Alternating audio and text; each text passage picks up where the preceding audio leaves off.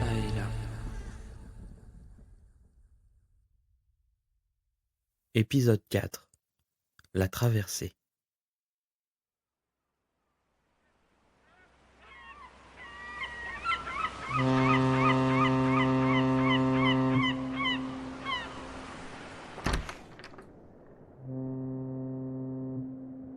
Madame, voici la cabine 1963. Votre suite donne directement sur le pont A avec une vue dégagée sur le reste du paquebot. Ici, la salle d'eau, et par là, vous trouverez votre coiffeuse. Est-ce que cela vous convient ? Oui, bien sûr. Très bien. Nous prenons donc le large. Je vous informe que ce soir, il y a une réception dans le grand hall. Accompagnée d'un buffet d'hors-d'œuvre, nous espérons vous y voir. Nous recevons les plus hauts fonctionnaires de la Wehrmacht. Quelle chance! Oh que oui, à n'en pas douter. Je vous laisse, madame. Bonne soirée.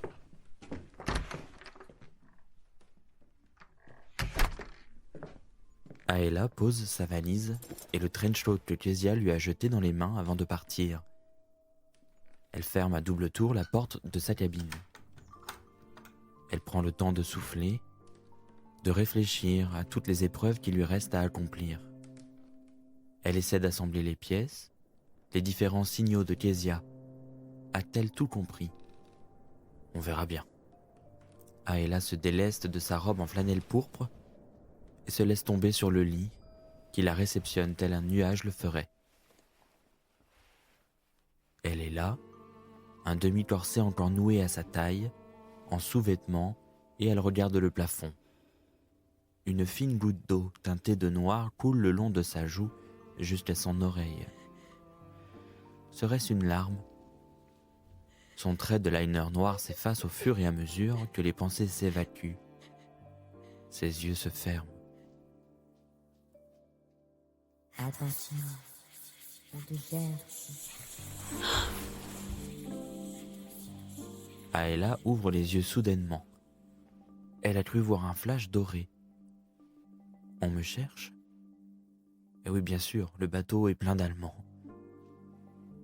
Décidée, elle se relève et écrit ses derniers souvenirs dans son journal intime qu'elle referme sèchement et le scelle d'un foulard bleu à rayures rouges. Elle le glisse dans la poche de son manteau. Il est temps de prendre un peu soin d'elle et de faire une toilette revigorante. Elle humidifie, puis presse sa chevelure, de laquelle s'échappe une eau lactée, et redonne à ses cheveux leur teinte d'origine, elle qui était encore grimée en véritable grand-mère pour échapper aux soldats. Elle a le regard fuyant qui balaye les environs.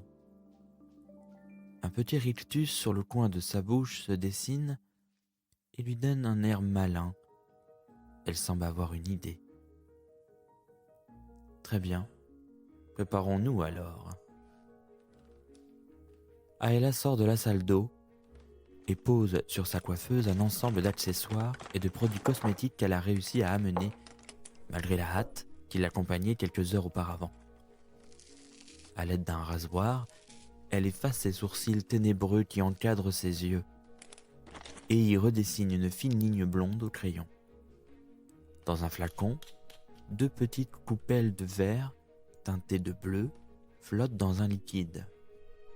À l'aide d'une pince, elle les sort et vient les poser délicatement sur ses pupilles. La comédienne qui a l'habitude de se transformer continue de parfaire son visage en utilisant cette fois les couleurs marronnées et beige pour sculpter un visage qui n'est pas le sien, qui n'est plus le sien. Elle parfait cette nouvelle tête d'une perruque blonde aux boucles serrées qui lèchent les contours de son visage. Aela passe une belle robe de soirée rouge sang qui ne passera pas inaperçue. Pour ne pas être vue, il faut être le centre du monde, pense-t-elle. Elle conclut cette transformation en portant sur ses épaules son joli manteau trench bleu nuit, puis se rend à la réception. Elle longe les ponts et les couloirs. Un brouhaha général lui parvient aux oreilles. Elle reconnaît l'allemand à l'oreille. Cependant, bien sûr, elle sait que les êtres humains sont tous différents. mais lesquels sont les mauvais, et surtout lesquels lui veulent directement et personnellement du mal. La diva déambule et parvient à la salle de réception. Des dizaines de personnes sont là, coupe de champagne à la main, à rire, à s'exclamer et à manger. Bien sûr, la grande majorité des regards sont sur elle. Qui est cette femme que personne n'a jamais vue? Assis sur une banquette, porte-cigarette à la main, Aela observe les gens. L'ambiance est festive, presque féerique. Les bougies inondent l'espace, tellement que parfois, elle croirait même voir les flammes se déplacer par magie. Le lieu déborde de victuailles, d'alcool et de cigarettes, à un tel point qu'il est même difficile de voir un bout à l'autre de la pièce, la fumée rendant l'espace brumeux. Aela pense: mon Dieu, regarde-moi tous ces gens qui font la fête, pendant que d'autres disparaissent. Quelle époque! Aela divague en regardant la flamme de la bougie posée sur la table basse face à elle. Tout à coup, elle remarque que la flamme semble voler au-dessus de la bougie. Elle s'approche et voit alors un insecte. Oui, il s'agit en réalité d'un genre de luciole qui, comme un colibri, vole en stationné au-dessus de la bougie éteinte. Aela tend son doigt. La petite créature vole si posée. Aela remarque, aussi petite qu'il soit, l'œil de la luciole qui semble la fixer tendrement. Elle n'a jamais vu de créature de la sorte. Soudain, l'insecte s'envole et se dirige droit vers son oreille. Il se fixe à son lobe. On dirait une boucle d'oreille. Aela est vraiment très surprise. Ça la chatouille. Elle ne sait pas si elle doit s'inquiéter.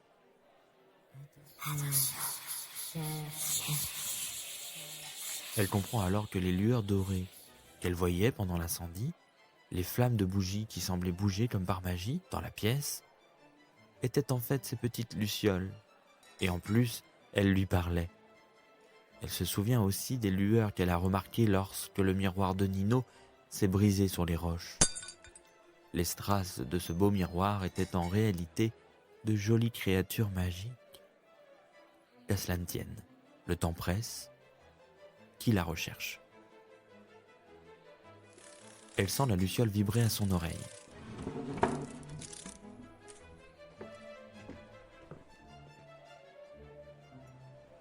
Elle se rend sur le pont.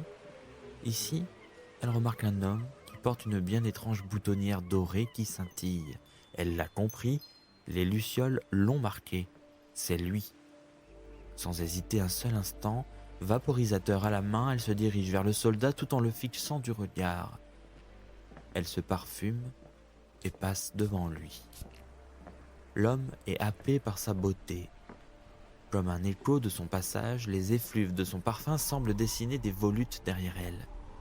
Il la suit. Tous deux sur le pont vide, ils entendent au loin l'orchestre débuter une valse. « Eh bien, dis donc, la fête bat son plein, n'est-ce pas ?» dit l'homme. « Oui, quel dommage qu'aucun cavalier digne de ce nom m'ait encore proposé le pas. Eh bien, ma chère dame, veuillez m'accorder cette danse. » Aela pince son fume-cigarette en ivoire aux lèvres, pose sa main contre la main du partenaire qu'elle sait ennemi, et la danse commence. Dans une cadence effrénée, Aela performe comme elle sait le faire. Elle a l'air d'une femme fatale. L'homme est complètement sous son charme. Tout à coup, elle lui marche sur le pied. Aïe! Elle tourne sur elle-même et de sa cigarette, elle frôle le nez de son partenaire qui fait un pas en arrière. Tous deux s'immobilisent et se regardent. Aela se mordit la lèvre inférieure et continue la danse, seule autour de l'homme qui la regarde interrogée. De temps en temps, elle se rapproche, lui pique un bouton qu'elle arrache d'un coup sec. À plusieurs reprises, sa cigarette lui frôle l'oreille, un doigt, le menton. L'homme est stoïque, il ne sait pas s'il doit rire ou pleurer. Mais les choses deviennent plus sérieuses. Aela le pousse brutalement. Encore une fois, encore et encore. Ça suffit, pauvre folle. L'homme est bien sûr excédé. Fous les Françaises, vous êtes de vrais catins. Dos à l'homme, une goutte de sueur perle sur le front d'Aéla. Elle se retourne, le regarde et lui dit « Je suis Aéla, espèce d'enflure. » Aéla s'éloigne en courant. Le militaire la suit, la cherche du regard. Elle est là, le long du garde-corps. Le vent frappe de plein fouet sur son manteau qui vole un peu comme un drapeau le ferait. L'homme s'approche, mais Aéla ne bouge pas. Alors il continue et dans un geste vif, il l'attrape à la gorge. Il l'embrasse de force, tout en se penchant sur elle. Furtivement, Aéla agrippe l'homme, comme pour l'enlacer. L'homme est surpris. Aéla se laisse tomber en arrière et bascule tous deux dans le vide. Dans sa chute, la comédienne laisse son manteau se déployer. Une armature solide le long des coutures le rend aussi ferme qu'un deltaplane.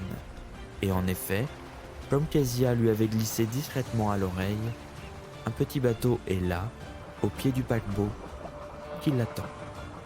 Aéla, essoufflée mais vivante, atterrit sur le pont, comme une feuille en automne sur le sol.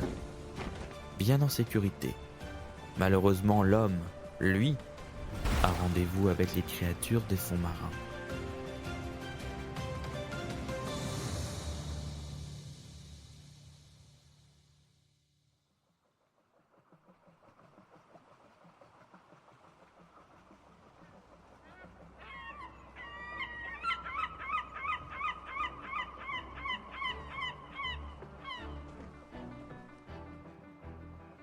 Aéla est sur le pont.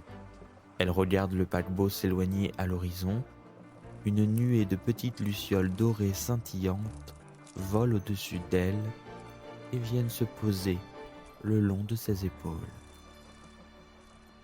Aéla.